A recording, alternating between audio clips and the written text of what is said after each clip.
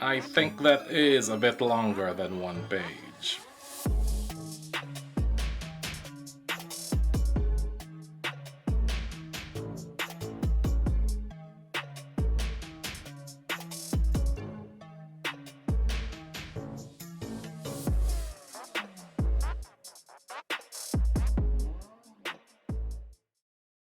When you are looking to get into a wargame, most times the initial cost is going to be limited by your cash or by your models.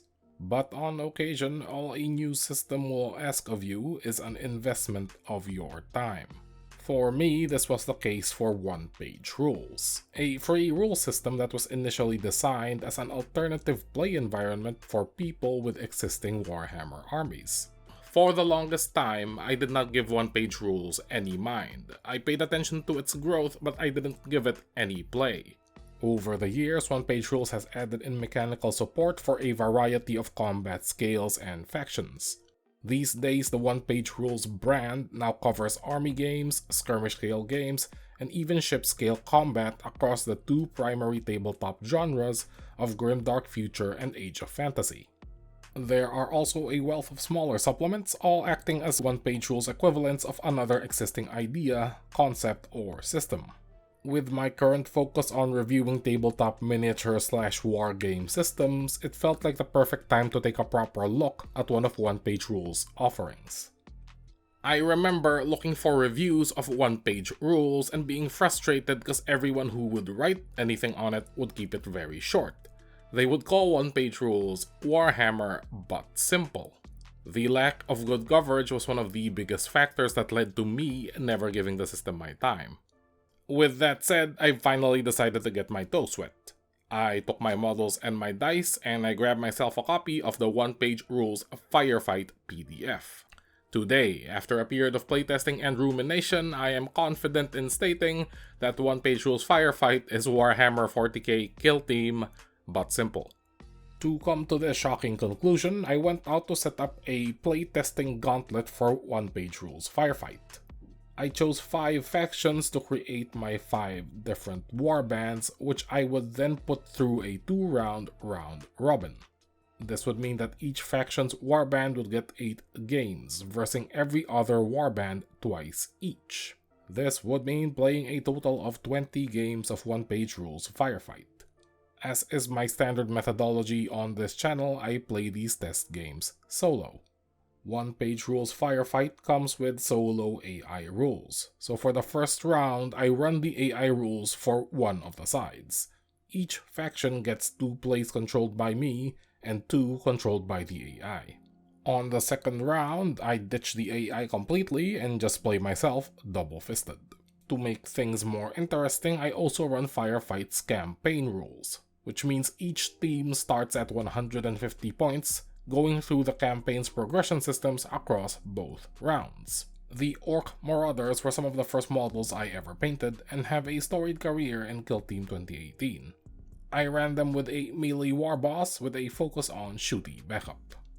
The Dark Elf Raiders ran a pretty vanilla warband, again with a melee focused leader. Their warriors are fast but fragile with some very deadly heavy gunners. The Soul Snatcher cults come in with a mixed warband of gunners and melee units. They were the only warband in the campaign to start out with a deadly psychic. They are also the only warband in metal. The last 2 warbands were painted up just for the review, starting with this pair of 5 warriors. This team is unique in that they do not run any heroes. This means that they are running with a pair of very dangerous models, but at extreme risk. If either of these warriors becomes a casualty, that's half of the fire team gone on the spot, just like that. The final warband are the Rebel Guerrillas, who ran units with fire team's rules for multi-model squads. They have a hard focus on shooting and have to work around their commander being a buff beacon. The troops cannot do much if he is not around to give them the bonuses. For this run, I made up a new terrain set and play on a 3x4 board. It is slightly smaller than the suggested 4x4, so to compensate I measure any deployment schemes from the center to make sure that the recommended gap between the two zones is maintained. There are small table rules in the paid version of the Firefight rulebook, but I didn't feel the need to make use of them in this instance. Speaking of the paid book, I also used a fair amount of the extended rules across the run. From Game 1, I used the extra scenarios and deployment zones. From Game 5 onwards, I also used the advanced actions, letting me do things like Overwatch and Focus Fire. I also used the random events, just to make things interesting. And finally, from Game 10 onwards, I make use of the critical hits rules. Once my match structure is finalized, I ready my models and get ready for the firefight. So it is day 1 of my playtesting. I have gotten 6 games in of one-page rules firefight, and let me just show you my setup here. As you can see, I am playing in what is a relatively large mess. Got all my models, etc. So first impressions are, I'm not super fond of the AI system, just the way it flows. I'm honestly quite excited to move away from it and just start playing myself. But we'll see how that pans out, yeah? I do like how snappy it is. It's very quick to play. I imagine this is going to be quite chess-like once I actually start playing myself. Also, you will notice that my board is not exactly a 4x4, it's closer to a 3x4, and I think it's working fine. That is that for this log. I will see you in another 6 games, maybe? Yeah. One-Page Rules is thoroughly informed by its source GW systems, not just in design, but also in intent, and for better or worse, in-game feel. In Firefight's case, we have a skirmish-scale tabletop wargame in the Grimdark Future setting. It exists as an alternative to GW's 40k Kill Team. This video was originally going to be a review of Kill Team 2021.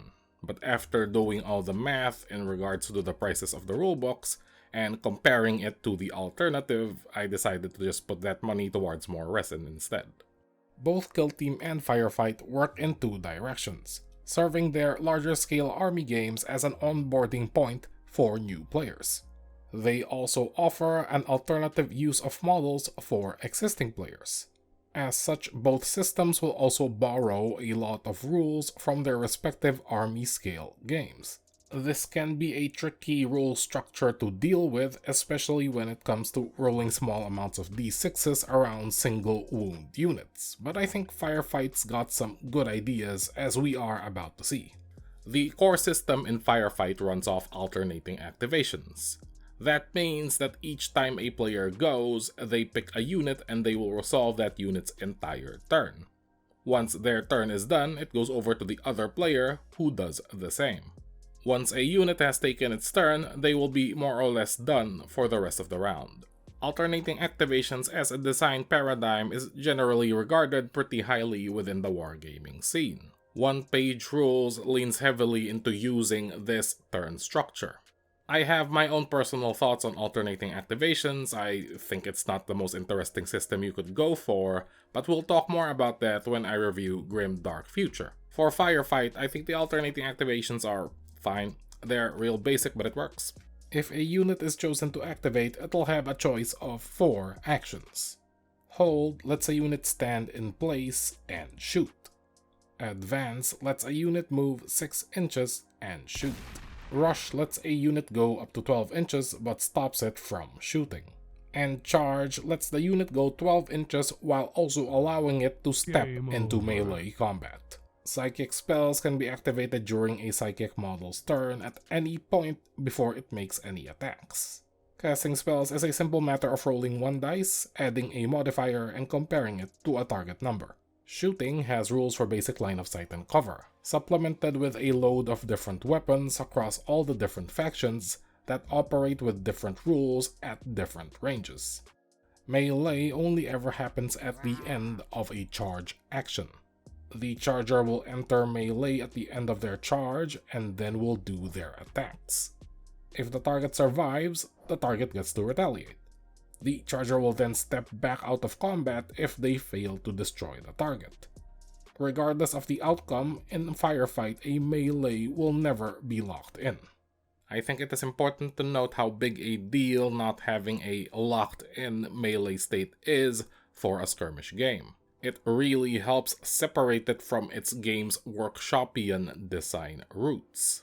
A melee lock state can really neuter the feeling of a heated battle, especially on the tabletop, because across rules, roles, and turns, being locked in melee can feel less like a duel and more like a tar pit. The basic rules for both melee and shooting attacks are the same. When a unit shoots, you make a quality test. Roll a dice per model and compare it to the unit's quality. Meet or beat the number, and that is a hit.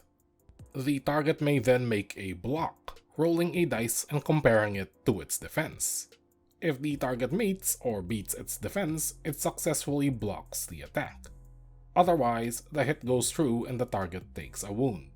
Once a target is wounded, the defender then rolls a d6 and adds the number of wounds the model has taken total. On a 2 to 5 modified, the model is stunned. On a 6 or more, it is knocked out. Stunned models stop being stunned at the start of their next activation, at the cost of what would have been their turn. This will still count as an activation though, so you can use stunned models to delay your turn. Stunned models are knocked out immediately if anything charges them, or if they are successfully hit by any shooting. I mentioned this in the Warhammer Skirmish review, but this wound roll into stunned state is a buffer to help keep a very lethal system in check. This is a side effect of the system working off the army scale stat lines. Guild Team did something similar, but I think One Page Rules handles it a bit more cleanly. Finally, once a warband is down to half of its initial units, each unit will have to pass a morale test at the end of the round. This is once again a quality test. If they meet or beat the number on a roll of the dice, nothing happens. Otherwise, they suffer a rout and they are removed from play as they flee off the board. The activation scheme, the 4 basic actions, and the rules for attacking and morale make up basically all of Firefight. Despite the simplicity, the player agency involved in faction selection and list building can really elevate Firefight's replay and theorycraft value. There isn't any specific force organization to making a Firefight list, so you can go for some wildcard builds, like fielding 15 grots or just having the 2 models. The first few games in my campaign run saw the 2 Alien Hive warriors run roughshod through the rebel guerrillas. But they, in turn, are overwhelmed by the orcs, who successfully divide and conquer. The orcs cannot do the same for their encounter with the Soul Stealer cults, however, but the cults in turn are waylaid by the rebels in an ambush. Finally, the Dark Elf Raiders make their debut, dominating the 2 Hive warriors with their heavy fire. It is day 3 of playtesting. I have gotten 12 games out. We have been going at clip because I want to get some work done for course over the next few days. And I'll finish what remains of the games a few days after that. I've really enjoyed the double-fisted game so far. Tactically, they're more sound. I did not like the randomization of the AI activations that made them feel brain dead sometimes. So yeah, now we'll finish up completely on double fisting. We'll see how the campaign behaves from here. See you on the 3rd entry. Firefight's campaign, like the rest of it, is simple. Right off the bat, the campaign lets you define how you would like it to end, which I think is important for a campaign to do. It recommends a starting pointage and sets a relative upper point limit in place as defined by the warband with the lowest point value. There are casualty rules for all models, which is based off a single roll of a d6. Heroes are more difficult to kill, needing a roll of a 1 followed by a second roll of a 1 on the injury table to truly drop. Standard units, however, do not take injuries. If they roll a 1 on the casualty roll, that is it, they are dead. For anyone used to rolling on these kinds of tables, a 1 in 6 chance of dying may seem a bit high, and yeah, it really is. Fortunately, the campaign does still have some balancing tricks up its sleeves. Winning a game in the campaign gets you plus 10 points and plus 2 of the abstracted victory points for determining the campaign's winner. Losing a game gets you no victory points, but nets you 30 of the regular points, which are the actual important ones.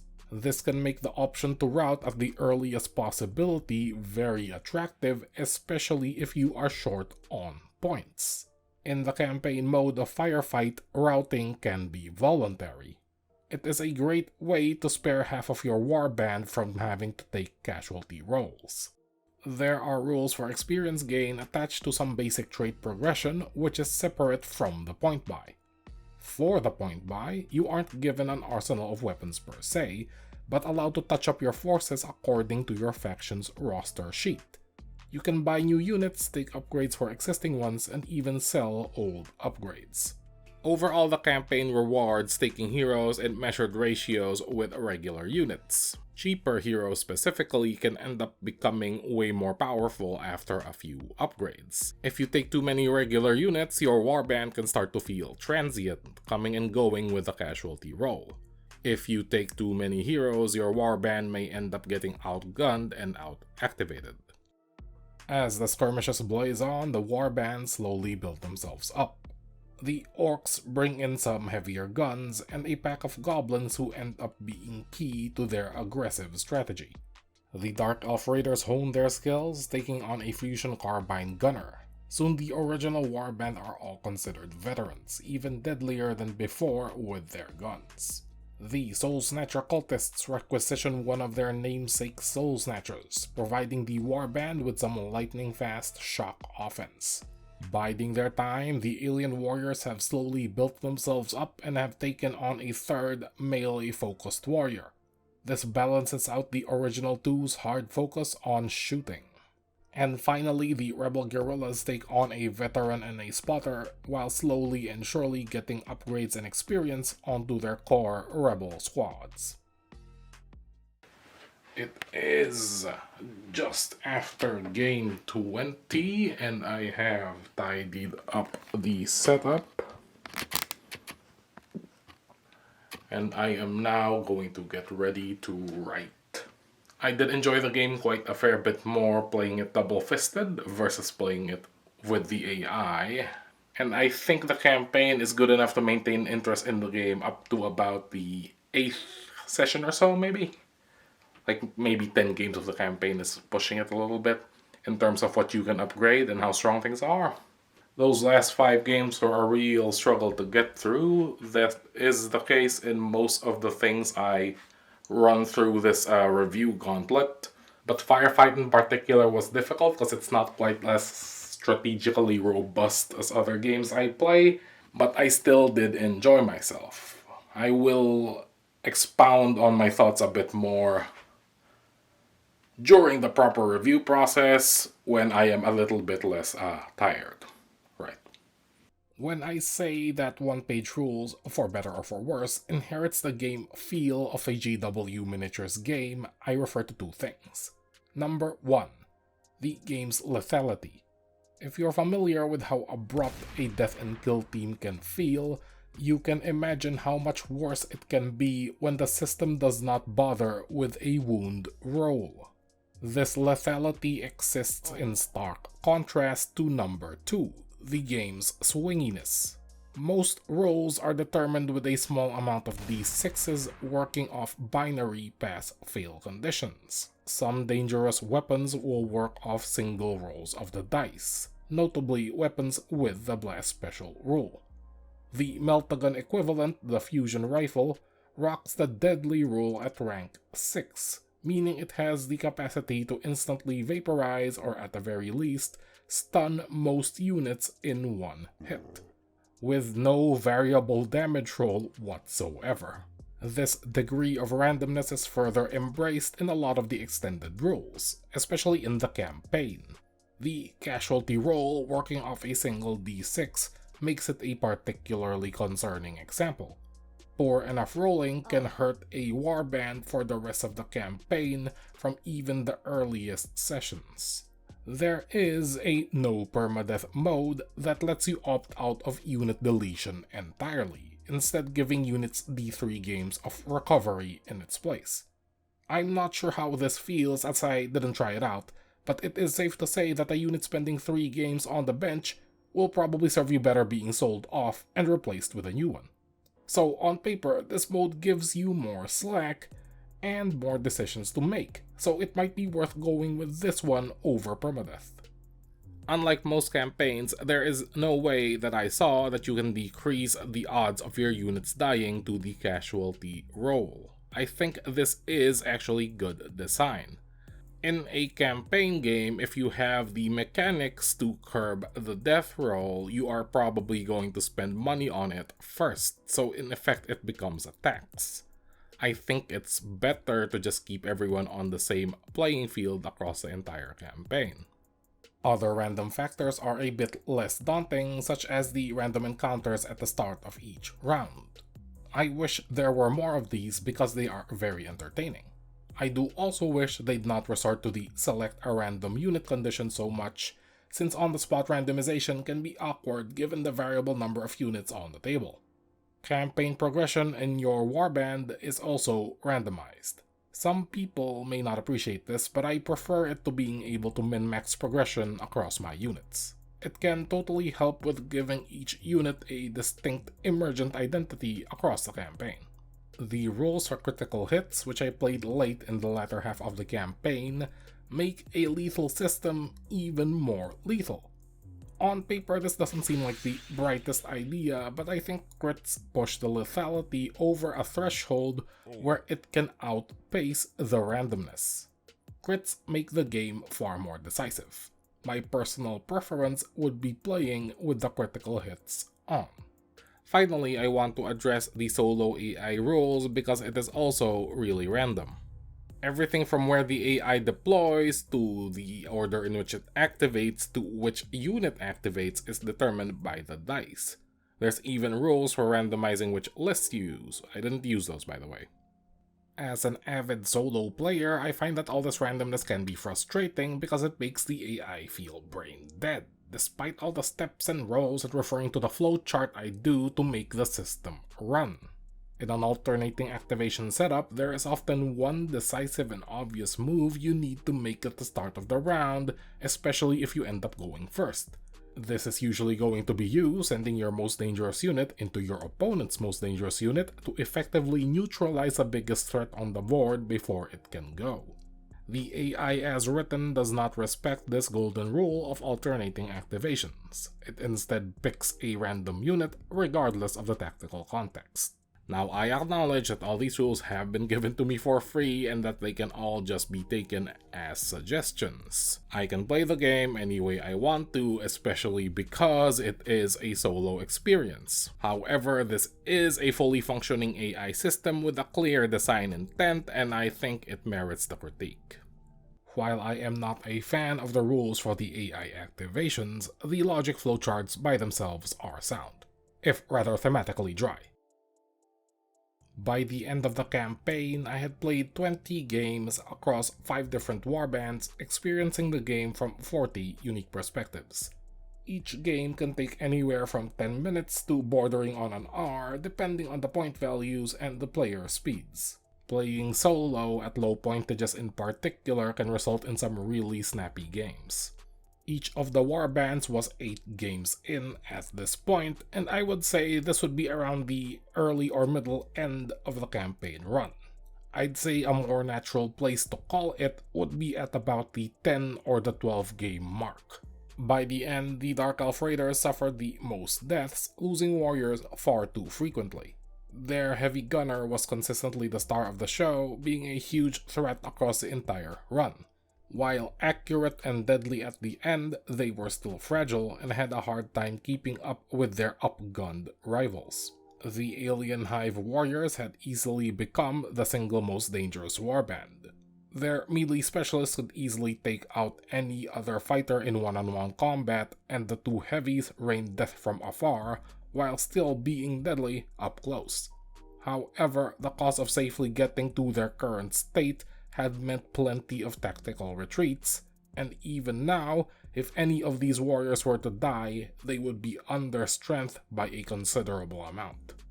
The Soul Stealer cults were the most well-balanced of the warbands and were the only ones capable of using psychic spells. Their ability to scout also made it so their melee fighters could close the gap with alarming speed.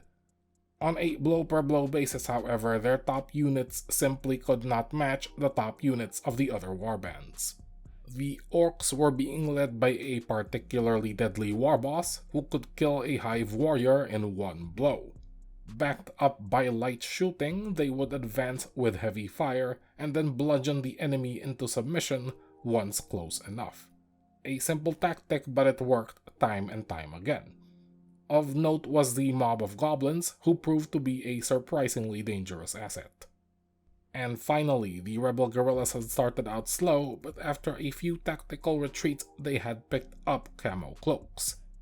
Backed up by a veteran with a medkit, this would make them quite tough. Their low quality was bolstered by their commander, who would firmly lead from the back after a couple of injuries. As a warband, they were flexible, dangerous, and most importantly, tough to kill. This survivability would be the key to their success, as they did not have a single death across the campaign. If I have been somewhat harsh to Firefight across the last couple dozen paragraphs, that is because I acknowledge that it is a work in progress. It is constantly being improved. It should be noted that there are quite a few more modular expanded rules in the paid rulebook that I did not touch on in this review. I haven't talked about them because I haven't played them yet. I do, however, think they are interesting and make the purchase of that paid book well worth the price. I mean, you're already getting the core game for free anyway, may as well tip the guy, yeah? There are rules that let you play it like bolt action with the bag and the randomized draws. Now, some people like that, some people don't. I'm pretty on the fence on it, but it is a neat option. And there are even rules for cribbing the scouting phase from Kill Team 2018. Imagine wanting to play the scouting phase from Kill Team 2018. It's good for narrative games, that's fine. At the moment, the one-page rule scene is growing rapidly, thanks largely in part to the very good 3D printing deals you get from their Patreon. In this rush to get new toys, I want to be able to shed some light on one of those systems those toys are attached to. Some people like me will be looking at the system first, and I want this review to help out in that regard. If you're a competitive gamer coming out of GW looking for other options, I don't think you're going to get much mileage out of Firefight. It's not the most strategically in-depth thing you can play. It's very basic. But if you are someone who wants to game more casually, someone who wants an alternative way to play with your models in a lighter rules environment that can immediately accommodate them with no additional investment, well, that's what one-page rules was made for. One-page rules Firefight is a great way to onboard new players. It is a great way to refresh your own enthusiasm for the hobby, and if you're like me, it is a great way to get yourself unreasonably curious about trying out Grimdark Future. One-page rules Firefight is Warhammer Kill Team, but simple. And for some folks, that is going to be absolutely perfect. Ooh, I needed that. Hey there, and welcome to the end of the video. I have changed the lighting setup. One moment. Whenever I make one of these videos, I like to acknowledge the digital artists whose STLs I use. For this video, I would once again like to credit Terrain for Print, who has all these awesome free STLs up on Thingiverse. They also have a paid store for their fancier STLs if you would like to check it out. If you're interested in the rules for one-page rules Firefight, it is just up on their website. The core rules are absolutely free. You can play the game thoroughly using just what is given to you for nothing at all. I will link the core rules in the description. If you are new to the channel, hey there, my name is Soul. I like to do miniatures games reviews, and I like to focus on the more independent systems. I also like to play them before I talk about them. Now we are coming up to the end of the year, so I want to give people a little bit of an estimate for things coming forward in terms of reviews. I will have these systems put up, which I am interested in tackling in the future. For the end of the year, I am looking at probably doing War Surge next, and then maybe I'm gonna do another one-page rule one. And once 5 Leagues from the Borderlands comes out, I am definitely going to cover that. I might take January or December off just so I can do some hobby stuff, because I am building up to a review for Grimdark Future, and that will take a bit more models than I am used to fielding. Or instead of taking a break, I might just do a regular essay with some random graphics on top. We'll see what happens. Anyway, that is it. The credits should have rolled by now. The title cards are up there. I don't know, like, share, subscribe. See you next time. Thank you for watching.